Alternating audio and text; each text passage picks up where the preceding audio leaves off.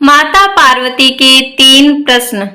कौन सी स्त्री समय से पहले विधवा हो जाती है? कौन सी स्त्री को जीवन में कभी सुख नहीं मिलता है? और कौन सी चीज पत्नी पति को मांगने पर भी नहीं देती है? श्री शिवाय नमस्तुभ्यम, हर हर महादेव। आज का वीडियो कुछ खास होने वाला है। आज के वीडियो में आपको कोई उपाय नहीं बताया जाएगा, बस एक धार्मिक प्रसंग के माध्यम से आपको कुछ विशेष जानकारी मिलने वाली है। तो चैनल पर नए हैं तो चैनल को जल्दी से सब्सक्राइब कर ले और वीडियो पसंद आ रहा है तो वीडियो को लाइक कर दें। एक बार भगवान शिव कैलाश पर्वत पर बैठे थे तो माता पार्वती भगवान शिव से मिलने के लिए जाती है और कहने लगती है, प्रभु, जब मैं आपसे मिलने के लिए आ रही थी तो मेरी नजर मृत्युलोक पर पड़ी। वहां मैंने क्या देखा कि 3 स्त्रियां जो आपस में सहेली थी, उनमें से 2 स्त्रियां विधवा होकर के दुखी जीवन जी रही थी, जबकि एक स्त्री सुहागिन होकर के अपने पति के साथ सुखी जीवन जी रही थी। प्रभु, यह बात मेरी समझ में नहीं आई, इसलिए मेरे मन में 3 सवाल गूंजने लगे। अब मैं आपसे यह चाहती हूँ कि आप मेरे इन तीनों सवालों के उत्तर देकर के मुझे संतुष्ट करें। इस प्रकार माता पार्वती की बात को सुनकर के भगवान शिव कहने लगे, पार्वती, तुम मुझे अपने तीनों सवाल बताओ, मैं तुम्हारे तीनों सवालों के उत्तर देकर के पूरी तरह से संतुष्ट करने का प्रयास करूंगा। अब माता पार्वती कहती है, प्रभु, मेरा पहला सवाल, कौन सी स्त्री समय से पहले ही विधवा हो जाती है? मेरा दूसरा सवाल, कौन सी स्त्री को जीवन में कभी सुख नहीं मिलता? मेरा तीसरा सवाल है, कौन सी चीज ऐसी है जो एक पत्नी अपने पति को मांगने से भी नहीं देती? इस प्रकार माता पार्वती के सवाल सुनकर के भगवान शिव कहने लगे, पार्वती, तुम जिन स्त्रियों की बात कर रही हो उनमें से 2 स्त्रियां विधवा होकर के अपना दुखी जीवन जी रही है और वहीं एक स्त्री सुहागन होकर के अपने पति के साथ में अपना सुखी जीवन जी रही है। तुम जानना चाहती हो आखिरकार ऐसा क्यों है? तो मैं तुम्हें एक छोटी सी कहानी सुनाता हूँ। इस कहानी को बहुत ही ध्यान से सुनना। आधी अधूरी कहानी सुनने वालों को आधा अधूरा ही ज्ञान प्राप्त होता है, जो जीवन में कभी काम नहीं आता, क्योंकि तुम्हारे तीनों सवालों के उत्तर इसी छोटी सी कहानी में समाये हुए हैं। इस कहानी को यदि तुमने ध्यान से सुना तो तुम्हारे तीनों सवालों के जवाब तुम्हें अवश्य मिलेंगे और तुम्हें संतुष्टि प्राप्त होगी। माता पार्वती कहती है, प्रभु, मैं आपकी बात से सहमत हूँ, आप कहानी शुरू करो, मैं कहानी को पूरे मन से सुनूंगी और जब तक आप कहानी बोलोगे तब तक मेरा मन किसी दूसरे स्थान पर नहीं जाएगा। भगवान शिव कहते हैं, पार्वती, सबसे पहले मैं तुम्हें उस स्त्री की कहानी सुनाता हूँ जो सुहागन बनकर के सुखी जीवन जी रही है। देखो, जिस सुहागन स्त्री की तुम बात कर रही हो वो सुहागन स्त्री एक राजा के नौकर की पत्नी है और जिस नौकर की वो पत्नी है उस नौकर को अपनी पत्नी पर पूरा विश्वास और भरोसा है कि वो पतिव्रता है, जिसकी महिमा को वो अपने साथियों में बार बार करता है। अब देखो, एक दिन की बात है, उस राजा के नौकर ने अपनी पत्नी की प्रशंसा इतनी की कि बात धीरे धीरे फैलते हुए राज दरबार तक पहुंच गई। फिर उस राजा ने अपने नौकर को बुलाया और उस नौकर से कहा कि तुम हर किसी से अपनी पत्नी की प्रशंसा करते रहते हो कि तुम्हारी पत्नी पतिव्रता है। क्या वास्तव में तुम्हारी पत्नी पतिव्रता है? क्या तुम्हें पूर्ण विश्वास है? भगवान शिव कहते हैं, पार्वती, इस प्रकार राजा की बात सुनकर के नौकर कहने लगा, महाराज, मुझे पूरा विश्वास है कि मेरी पत्नी पूरी तरह से पतिव्रता है। अब उसी समय पर राजा का महामंत्री कहने लगता है, यदि मैं तेरी पत्नी का पतिव्रत धर्म खंडित कर दूं तो तुझे क्या सजा मिलनी चाहिए? तो नौकर ने कहा, यदि तुम मेरी पत्नी का पतिव्रत धर्म खंडित कर देते हो तो महाराज मुझे फांसी लगा देना। अब वो राजा का नौकर भी मंत्री से कहता है, महाराज यह मेरी पत्नी का पतिव्रत धर्म खंडित नहीं कर पाए तो इनको सजा क्या मिलनी चाहिए। तो राजा ने कहा, मंत्री को भी फांसी की सजा दी जाएगी। भगवान शिव कहते हैं, पार्वती इस प्रकार मंत्री ने स्वीकार कर लिया और नौकर से पूछा कि क्या वस्तु लाऊं जिससे तू माने कि तेरी पत्नी का धर्म खंडित करने में मैं सफल हुआ।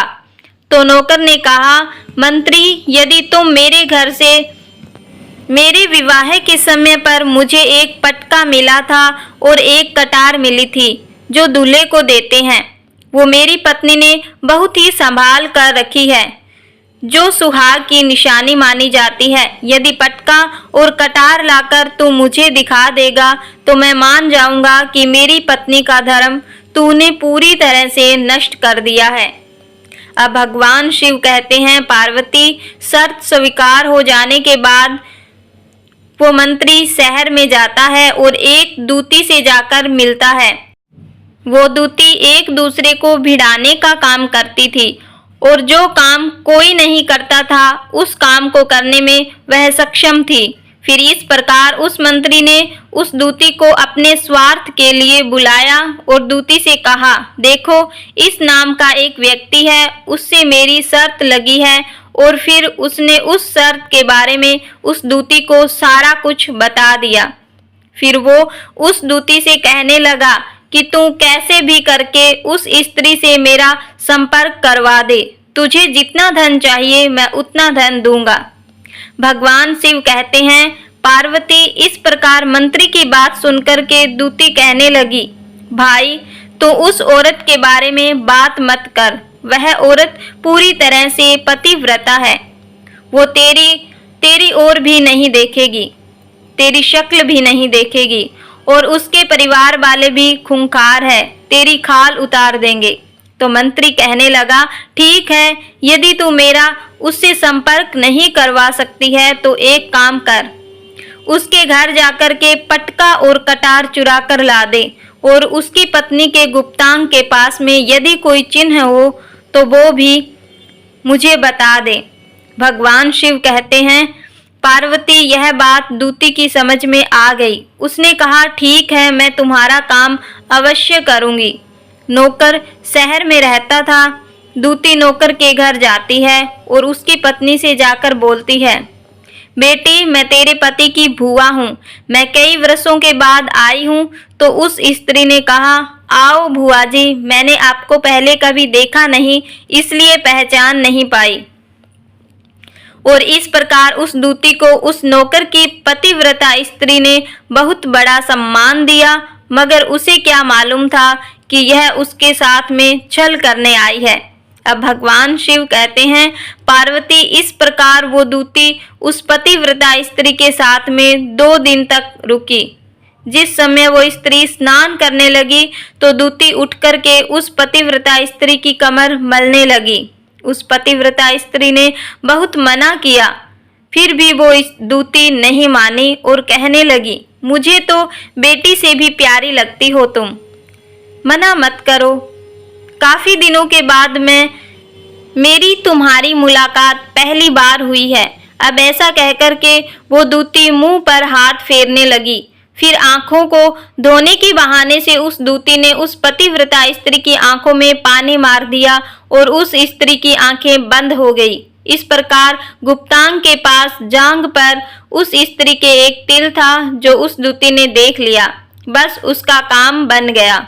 उधर स्नान करने के बाद जब वो पतिव्रता स्त्री रसोई में खाना बनाने गई तो दूती को मौका मिल गया और उसने पटका और कटार उस नौकर के घर से चुरा लिए और वहां से चुपके से भाग गई और जाकर के दूती ने वह पटका और कटार मंत्री को दे दिए और उस पतिव्रता स्त्री के जांघ पर तिल के निशान भी बता दिए। भगवान शिव कहते हैं, पार्वती फिर वो मंत्री पटका और कटार लेकर सीधा राजा के दरबार में पहुंचा और राजा से जाकर कहा, महाराज मैंने नौकर की पत्नी के पास में 2 दिन बिताए और यह पटका और कटार उसी के हाथों से लेकर आया हूँ। फिर तो राजा ने दरबार लगाया और नौकर को बुलाया तथा महामंत्री से सभा में पटका और कटार नौकर को दिखाने के लिए कहा। फिर राजा की आज्ञा पाकर मंत्री ने उस नौकर को पटका और कटार दिखाई और उसकी पत्नी की जांघ पर तिल भी बताया। तो नौकर मान गया कि वास्तव में आज मेरी पत्नी ने अपना पतिव्रत धर्म पूरी तरह से भंग करवा लिया।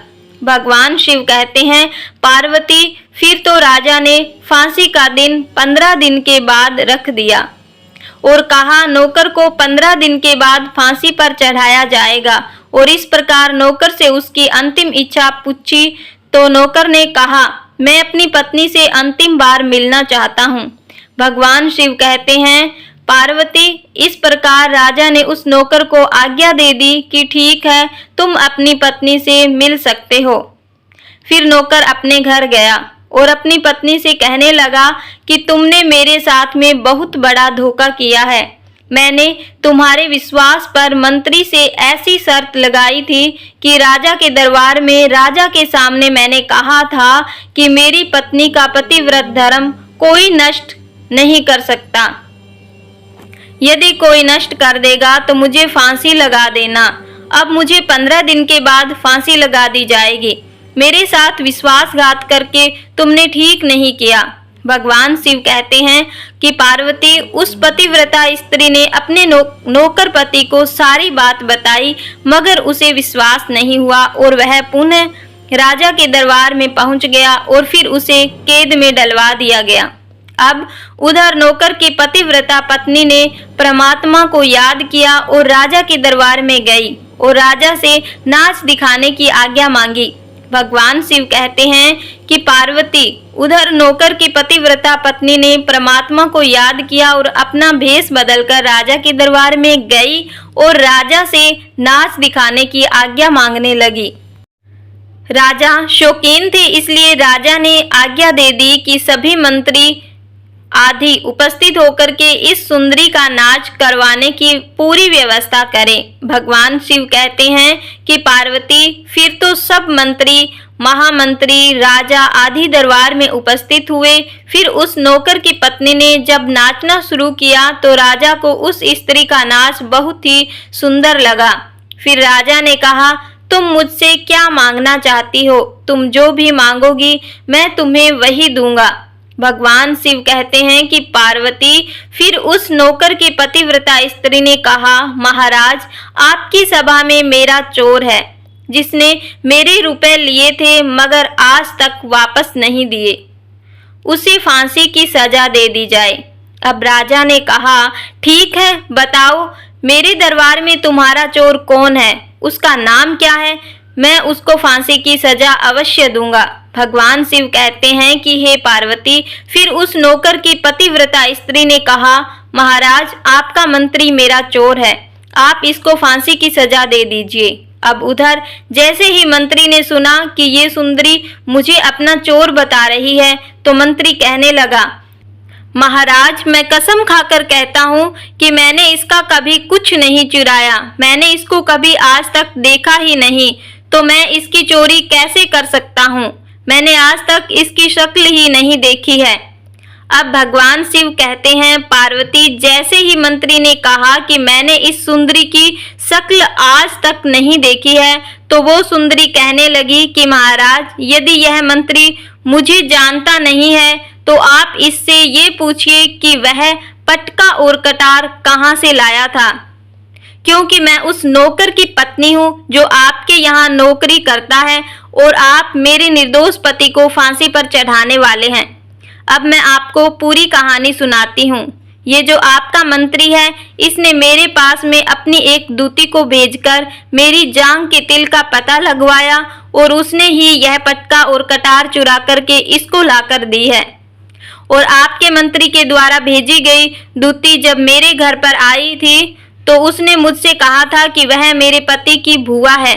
वो पहली बार आई थी, इसलिए मैंने उनको पहचाना नहीं। और महाराज, इस प्रकार मैंने उस स्त्री को अपने यहाँ पर बहुत बड़ा सम्मान दिया और अपने यहाँ पर ठहरने की व्यवस्था की। भगवान शिव कहते हैं, पार्वती, इस प्रकार उस नौकर की पतिव्रता स्त्री की बात को सुनकर के राजा ने दूती को बुलाया। फिर उस दूती ने राजा को सारी सच्चाई बताई। फिर राजा ने उस नौकर को छोड़ दिया और मंत्री को फांसी पर चढ़ा दिया। भगवान शिव कहते हैं कि हे पार्वती, इस प्रकार उस नौकर की पतिव्रता स्त्री ने अंत में राजा से कहा, महाराज, मैं अपने पति से बहुत प्रेम करती हूँ। मैं एक चरित्रवान स्त्री हूँ, कभी भी अपने पति का नाम तक अपने मुंह से नहीं लेती हूँ। अब भगवान शिव कहते हैं कि हे पार्वती, मेरी कहानी पूरी हुई। अब तुम अपने तीनों प्रश्नों के उत्तर सुनो। तुम्हारा पहला प्रश्न था कि कौन सी स्त्री समय से पहले विधवा हो जाती है। तो जो स्त्री अपने पति का नाम लेती है वो समय से पहले ही विधवा हो जाती है, क्योंकि पति का नाम लेने से पति की आयु कम हो जाती है और समय से पहले ही उसके पति की मृत्यु हो जाती है।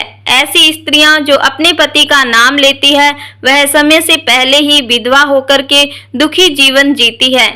बस यही राज की बात है कि तुम जिन 3 सहेलियों की बात कर रही थी उनमें से 2 विधवा थी और एक वह नौकर की पत्नी थी जो पतिव्रता स्त्री थी। वह पतिव्रत कभी भी अपने पति का नाम कभी भी अपने मुंह से नहीं लेती थी। उधर वो 2 स्त्रियां जो विधवा होकर के दुखी जीवन जी रही थी वो हमेशा अपने पति का नाम लेकर ही बुलाती थी, जिसकी वजह से उनके पति की उम्र कम हो गई और उनकी मृत्यु हो गई और वो दोनों स्त्रियां समय से पहले ही विधवा हो गई और आज वो दुखी जीवन जी रही है। इसलिए कभी भी स्त्री को अपने पति का नाम अपने मुख से नहीं लेना चाहिए। अब तुम्हारा दूसरा सवाल था, कौन सी स्त्री को जीवन में कभी भी सुख नहीं मिलता।